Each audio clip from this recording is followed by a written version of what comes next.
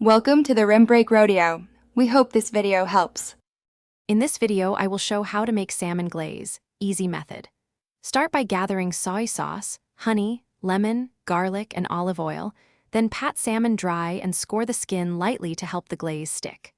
Whisk the glaze until smooth and taste for balance, adjusting with more lemon or honey as needed. Keep a close eye while broiling or baking so the sugars caramelize without burning.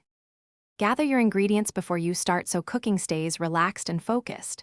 Measure 2 tablespoons soy sauce, 2 tablespoons honey, 1 tablespoon lemon juice, 1 minced garlic clove, and 1 teaspoon grated ginger into a bowl. Stir until the honey dissolves and taste a small amount to check acidity and salt.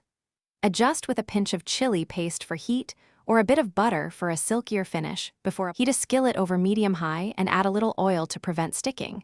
Then place salmon skin side down and sear for 3 to 4 minutes until the skin crisps and the fish is mostly cooked through.